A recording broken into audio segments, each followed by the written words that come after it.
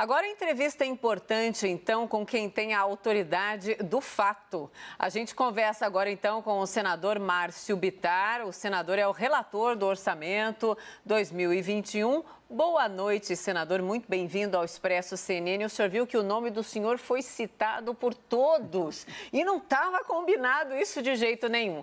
Aqui é Mona Lisa Perrone. O senhor me ouve bem para a gente poder começar a conversar? Ouço muito bem. Sim, senador, o senhor, não sei se o senhor nos vê, mas nós vamos aqui no nosso Mosaico da Informação, meu parceiro, Caio Junqueira, e os nossos analistas vão se revezar aí nos nossos quadradinhos do Expresso, do Mosaico da Informação aqui do Expresso. Senador, o senhor está com uma batata quente na mão, será que consegue esfriar, servir, deixá-la mais apetitosa? Estão dizendo que a tarefa está muito difícil. Bem, boa noite. Eu espero que, sinceramente, que essa nossa entrevista, esse bate-papo, ajude a esclarecer e a criar um consenso. Veja bem, existem várias pessoas com todo o direito de fazer observações, críticas, ponderações, mas existe aqueles que vão ter que decidir, que é o Executivo e o Congresso Nacional. Nós temos em cima da mesa uma questão absolutamente concreta e absolutamente pragmática. O governo detectou 8 a 10 milhões de pessoas que estavam invisíveis. Estão fora de todo o programa, agora sim no emergencial. Pois bem, o que fazer com esses quase 10 milhões de brasileiros em janeiro? Não é possível terminar o ano sem dar a esses brasileiros um mínimo de segurança alimentar. Então todos concordamos. Bom, aí veio o debate acalorado, não foi fácil, porque toda a proposta, ou ela era fora do teto, à margem do teto. Particularmente, eu não via como pecado, porque vamos lembrar que quando foi para dar dinheiro para todos os prefeitos do Brasil, foi à margem do teto, foi fora do teto e ninguém reclamou. Quando foi para repassar dinheiro para 27 governadores, a mesma coisa. Quando foi para aumentar o Fundeb em 130%, também foi à margem do teto e ninguém reclamou. Então, se tivesse que fazer um relatório de uma proposta que também criasse um programa identificando as receitas, portanto, não seria endividamento mais, mas teria que ser, claro, fora do teto, que é um orçamento novo, eu assinaria. E diria este argumento: na hora de atender 10 milhões de pessoas, não pode ser fora do teto. Mas, diante dessa opção, a equipe econômica entendeu, e eu respeito, que essa não seria um sinal bom para o mercado, seria a pior notícia para o mercado. Nós, pela terceira vez consecutiva, fazemos algo à margem do teto, fora do teto, lei aprovada na época ainda do Michel Temer. Então veio essa proposta. Ora, eu escuto surpreso quando alguém diz o seguinte: é calote. Ora, se for calote, os estados e municípios do Brasil já estão dando calote há muito tempo. Vamos pegar o caso de São Paulo. São Paulo deve mais do que a União, tem passivo que a União não tem, e fez uma lei no estado de São Paulo, claro, aprovada pela Assembleia Legislativa, em que ele vai pagar da receita corrente líquida apenas 1,5%. Ora, o que o governo brasileiro está acenando? Eu devo 1 milhão para alguém. Todo mundo sabe da crise. Quando nós estabelecemos no nosso orçamento 54 bilhões para precatório, não tinha pandemia. Bom, veio a pandemia. O mundo inteiro sabe disso. Bom, então você chega para aquele que você está devendo 1 milhão ou 100 mil reais, amigo, a crise é mundial. Eu vou te pagar 1/3. Então, você está renegociando uma dívida. É assim que acontece. E, repito, já existem leis no Brasil que garantem aos estados mais pobres pagar apenas 1,5% da sua receita corrente líquida com precatório.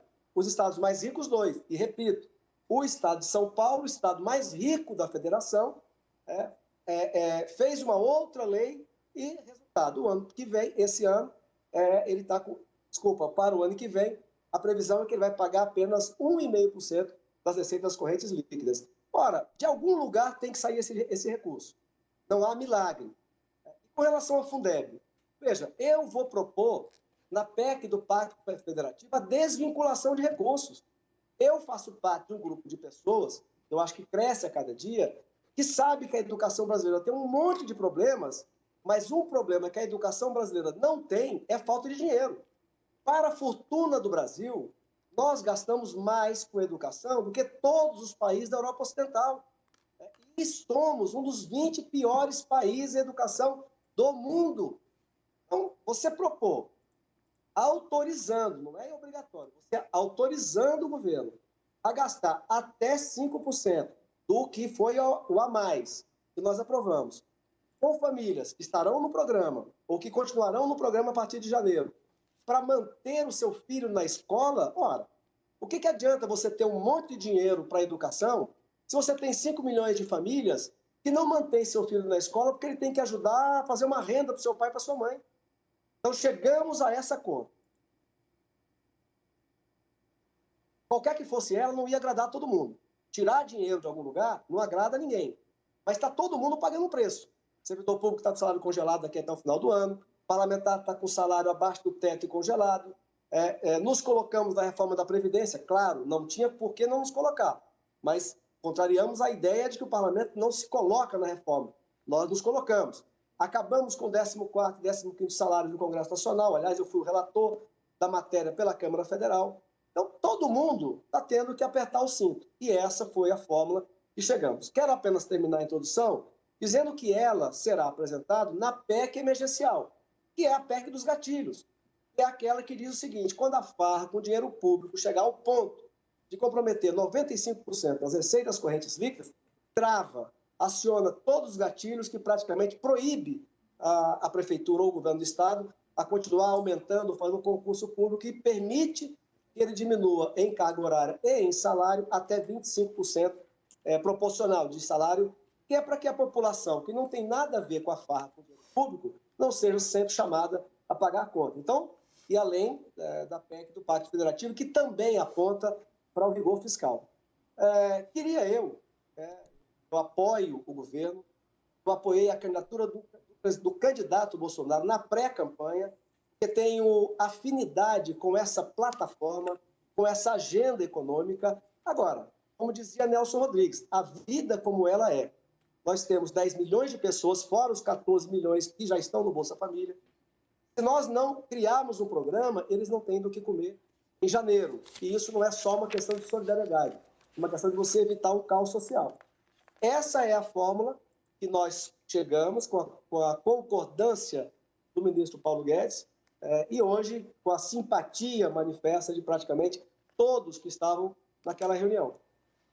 Senador, minha pergunta é bem rápida, objetiva e curta. A gente pode já selar, vamos dizer assim, a morte do imposto digital? Esse assunto está enterrado no governo?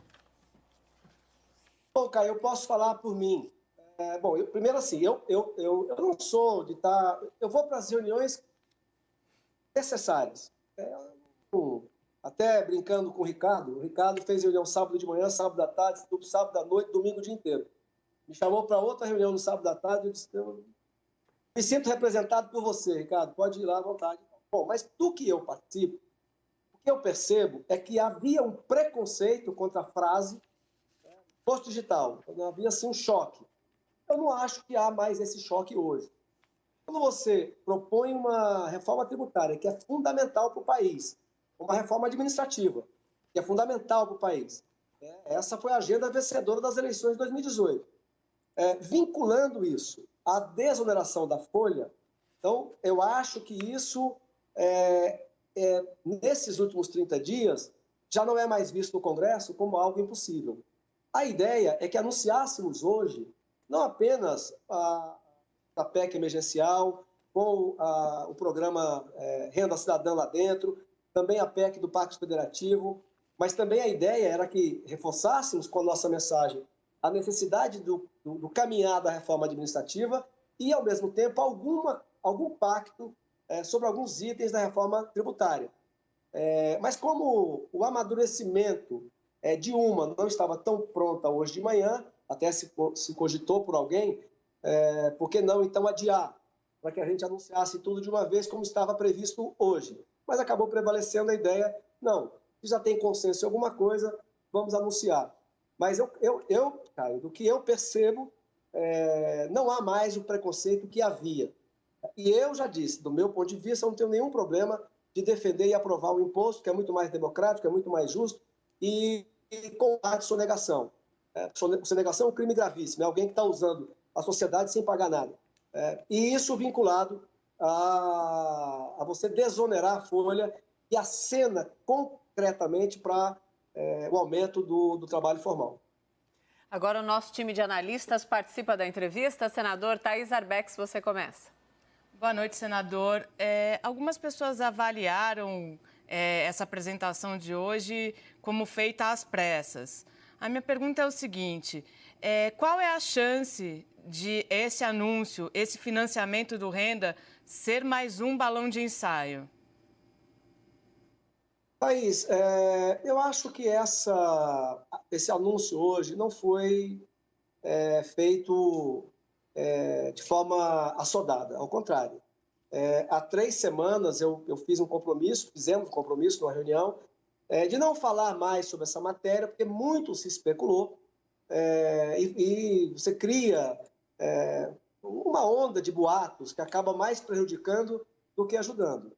Veja bem, essas últimas 4 semanas foram intensas de trabalho. Eu quero até aproveitar para parabenizar os técnicos do Ministério da Economia, agradecer os meus funcionários, os funcionários do Congresso Nacional, porque trabalharam sábado, domingo, à noite, de manhã, sem parar.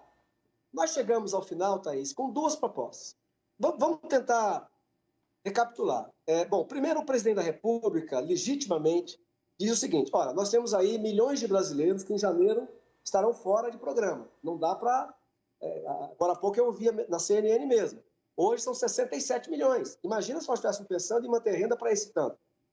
Então, o presidente vai dar essa sinalização. O ministro Paulo Guedes, concordando, apresenta uma proposta. Basicamente, o que dizia a proposta do ministro Paulo Guedes, que tem toda a minha admiração e o meu comprometimento com a política que ele representa? Basicamente, ele apontava lá o quê? Vamos desonerar, vamos desindexar a partir, não só um salário mínimo para frente, vamos fazer a desindexação, que dava uma economia no primeiro ano de mais de 16 bilhões, no segundo ia para 30 e tantos bilhões, e vamos mexer com o abono salarial. Bom, essa proposta que eu assinaria, e disse isso, e disse publicamente, ela teria uma imensa dificuldade de passar no Congresso Nacional. Dificilmente passaria. E ela acabou sendo enterrada quando o presidente da República disse, olha, eu não vou tirar do pobre para dar para o paupérrimo. Então, enterrou essa opção. Página virada, quais são as 2 opções que ficaram? Nós trabalhamos uma, que era o seguinte, vamos criar um programa, então, dizendo de onde vai sair o dinheiro e, basicamente, de onde vinha. Primeiro, nós íamos, estava lá praticamente pronta para apresentar. Vamos diminuir os auxílios tributários que a União concede, quase 380 bilhões, e aí não tem proposta fácil, porque aí entra o lobby da Zona Franca de Manaus, o lobby do Simples, o lobby do Sistema S, mas era essa a proposta. Então vamos tirar aqui, tipo, 10% de 100%, vamos tirar 10%, vamos manter 90%. Vamos taxar dividendo, que não se taxa no Brasil, e vamos pegar as PJs, pessoas que recebem 100 mil, 200 mil, pagam 10%, e quem tem salário, como eu tenho, 27,5%. Bom, qual o problema disso?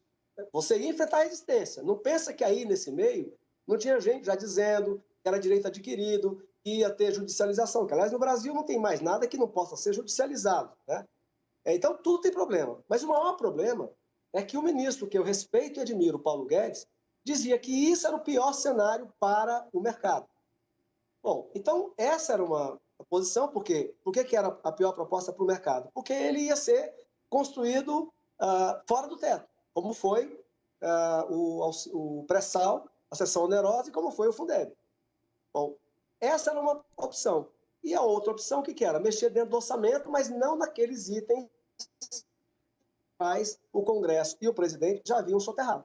Então, no sábado à tarde, claro que isso eles já vinham pensando, então veio essa proposta que não fura o teto, não é a margem do teto, você tira, a proposta é você colocar 2% das receitas correntes líquidas, que são 800 bi, portanto 16 bilhões, que é 1/3 praticamente da dívida que a União tem, que, repito, é uma dívida muito mais saudável que a dos estados e municípios e que pagam 1,5%, como é o caso de São Paulo, e, ao mesmo tempo, você propor uma autorização, repito, para que o Executivo possa pegar dos 130% a mais do Fundeb, isso é por partes, não é tudo de uma vez, porque esse 130% de aumento não é todo esse ano, então seria por passo, não é todo ano que vem, para compor o dinheiro do novo programa, que, aliás, quero dizer que é muito mais moderno.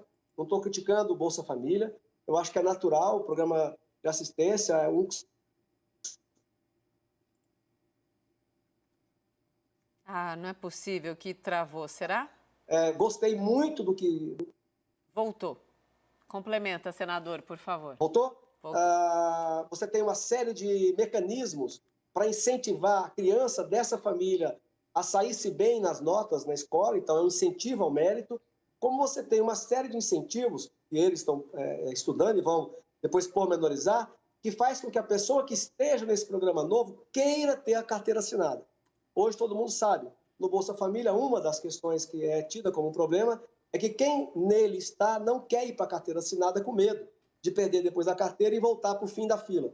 Então é um programa novo, mais moderno, mais eficiente, porque prevê incentivos ao mérito escolar e também janelas de saída para aqueles que estão lá dentro queiram ter uma carteira assinada. Fernando Molica, sua pergunta para o senador? Senador, boa noite. O senhor acabou se adiantando numa resposta anterior a duas perguntas, que é uma pergunta que eu iria fazer, mas eu queria que o senhor aprofundasse essas respostas, que ficaram meio no ar. Primeiro, a questão da desvinculação.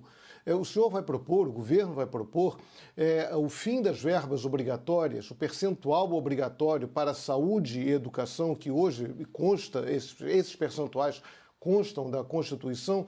E o outro ponto, na reforma administrativa, o governo diz que os efeitos dela seriam apenas para os futuros funcionários. Quando o senhor fala no gatilho, o senhor falou hoje à tarde também no gatilho da PEC emergencial, haverá então, caso essa PEC seja aprovada, a possibilidade de corte de jornada e de salários de até 25% dos atuais funcionários públicos, senador? Claro. Muito obrigado pela pergunta. É preciso que as pessoas se responsabilizem pelo que elas fazem. E aí não é só o Executivo Municipal, Estadual, a Câmara e a Assembleia Legislativa. É também os sindicatos. Quantas vezes nós assistimos sindicatos pedirem e acabarem conseguindo, pelo peso da organização, da pressão em cima da Assembleia e das câmaras municipais, aumentos salariais e vantagens que sabidamente são impagáveis. Então você tem que fazer com que essas pessoas também se responsabilizem. Não pode o poder público municipal, com a Câmara, com as corporações, comprometerem o orçamento de um município inteiro, de um estado inteiro, e depois, quando a bomba estoura, chama a população inteira para pagar a conta do que eles fizeram. Então, e claro, quando isso acontecer, então é um mecanismo que dispara gatilho que, entre outras coisas, praticamente proíbe contratação, novos concursos e aqueles aumentos que vão sendo dados sob vários pretextos, e também permite ao Executivo diminuir carga horária e salário proporcional até 25%. Por que isso? Eu vou repetir, para que a sociedade que não teve nada com a farra não seja chamada de novo a pagar a conta. Por exemplo, nós estamos aqui falando de um problema grave, claro que são várias questões, mas o maior item de todo o problema que nós estamos dizendo, o que é? A dívida pública brasileira, que cresceu durante 30 anos consecutivos muito mais do que a arrecadação do país. Quer dizer, então, o setor público, ele foi inchando, se agigantando, e hoje ele come a sociedade. Então, a PEC emergencial prevê isso mesmo que você está dizendo, tá? E a criação do programa vem dentro da PEC emergencial. Desculpa, a outra coisa que você me perguntou. Desvinculação de verbas para a saúde e educação, que hoje tem aquela 25% para a educação e para estados, varia de 12% a 15%, ou de 10% a 12% para a saúde. Isso vai acabar? Não, se depender de mim, total. Agora veja, o presidente da República, nem o presidente do Senado, precisam ser garotos propagandas dessa proposta. Essa proposta originalmente foi levantada pelo Paulo Guedes, mas eu tenho com ela sintonia total. Veja bem, esses indicadores, primeiro que, vamos ser sinceros, eles são burros. Você quer convencer alguém que está desinterditado intelectualmente, que todos os estados do Brasil, eles têm a mesma necessidade básica, todos os anos, para a educação? Os 26 estados, mais o Distrito Federal, todo ano, eles têm a mesma necessidade básica? Quer dizer, será que não tem nenhum estado que, num determinado ano, quer 20%, 18% ou 30%? Você quer me convencer que todos os municípios do Brasil, todos os anos, têm a mesma básica na educação? Mas, o que é pior, é antidemocrático. Essa proposta, alguém quis dizer, está tirando dinheiro da educação. Mentira.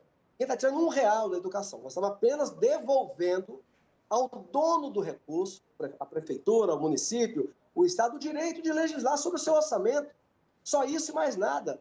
E mais ainda, o que adiantou o Brasil sair de 4% do PIB com educação e para 6,2% do PIB, repito, é maior do que a média de todos os países da Europa Ocidental, e nós estamos nos últimos 20 países do mundo.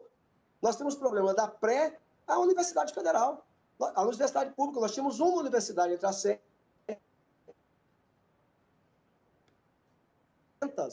O problema da alfabetização é tão grave que na universidade, quem consegue passar pelo funil é considerado 30% analfabeto funcional.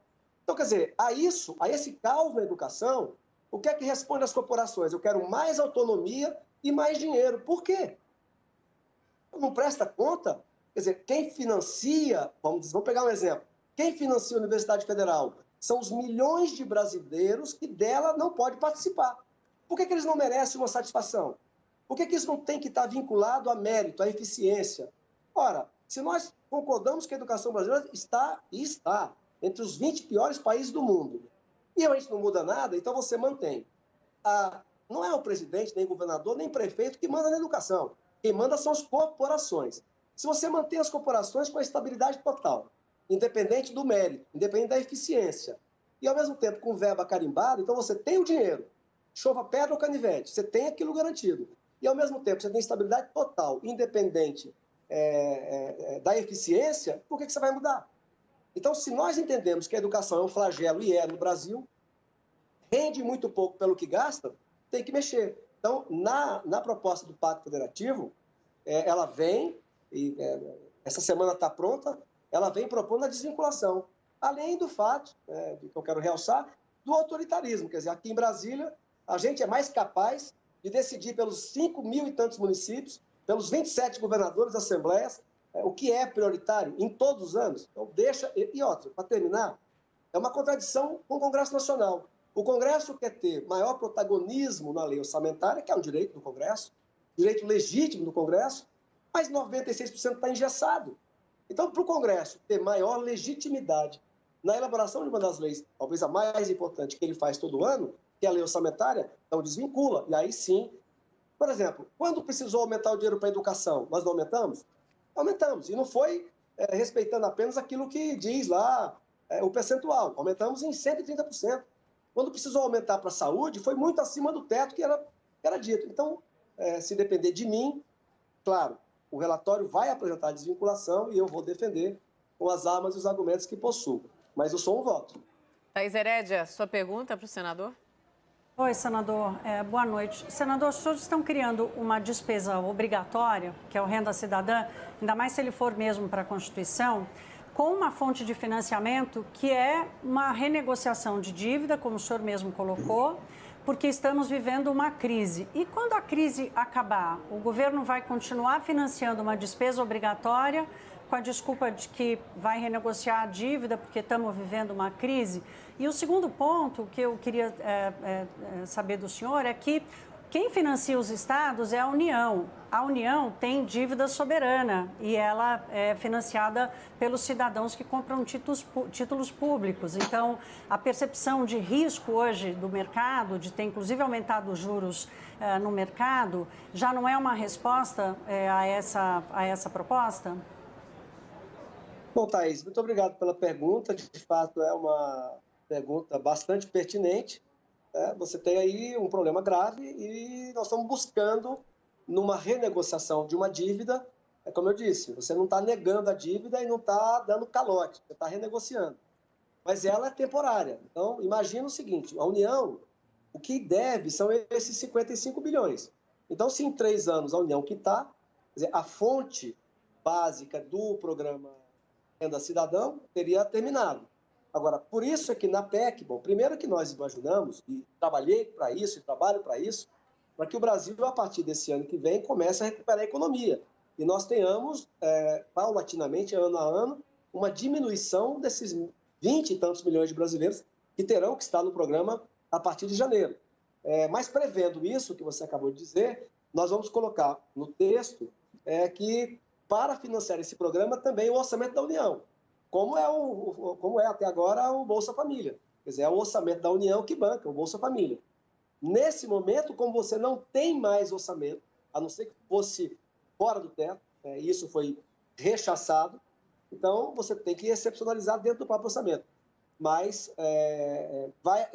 esse precatório, essa fórmula, ela tem tempo de acabar e, por isso, a gente prevê na lei que aí, a partir disso, também a fonte para gerar o recurso para esses brasileiros que ainda daqui a 3 anos possam precisar, e eu espero que sejam bem menos que esses 22 milhões de brasileiros em janeiro, seja a própria União. Não tem jeito, como você disse, o orçamento da União é fruto do suor do povo brasileiro, e enquanto nós tivermos 20 milhões, 15 milhões, 10 milhões, 8 milhões de brasileiros para se alimentar precisam do Estado brasileiro, nós vamos ter que ter uma fonte de financiamento, e é o orçamento da União. A outra pergunta que ela fez... Sobre os juros, que os juros subiram porque quem financia a União... Sim. Veja bem, olha, eu respeito o mercado, mas Deus, para mim, só tem um. Um dia desse, participando de uma reunião, e uma pessoa importante falando desse mercado como quase um Deus. O mercado, ele é muito inteligente, ele é muito esperto, ele prevê futuro, não adianta dourar a pílula que ele vai saber o que vocês estão querendo, e tal, e tal, e tal. E eu acabei pedindo uma interrupção e disse, olha, se o mercado é tão esperto, é tão inteligente, por que ele não previu a bomba que ia estourar no Brasil com os governos do PT, que navegaram numa onda que não foi criada por eles, foi lá atrás, não aprofundaram reformas nenhuma e logo, logo veio a crise. Ela era previsível. O mercado não previu. O que eu quero dizer com isso? Qualquer que fosse a solução, ia ter ruído no mercado. Agora, como eu disse, nós temos milhares de pessoas que têm todo o direito de criticar, de ponderar e tal. Só que tem uns que têm que decidir. E é o Executivo e é o Parlamento. Nós temos 10 milhões de brasileiros que não estão, em janeiro, não estão em programa nenhum, e que, para se alimentar, precisam do Estado brasileiro. Então, reuniões, dezenas de reuniões, chegamos a essa fórmula. Veja, na reunião de hoje, você tinha um monte de deputados estaduais, deputados federais, senadores, líderes, pessoas tarimbadas, e praticamente, neste meio, ali você tem pessoas que representam o mercado, que têm ligação forte com o mercado, você tem pessoas que têm ligação com todos os lobbies do Brasil. E essa fórmula, que vamos dizer assim, foi a mais confortável para a equipe econômica, que assinou embaixo, foi a fórmula que teve praticamente a adesão de todos, do Executivo, dos líderes do governo e dos líderes dos partidos que apoiam o governo na Câmara e no Senado. É uma situação de excepcionalidade. Ninguém esperava que isso fosse acontecer, uma pandemia com essas proporções que não...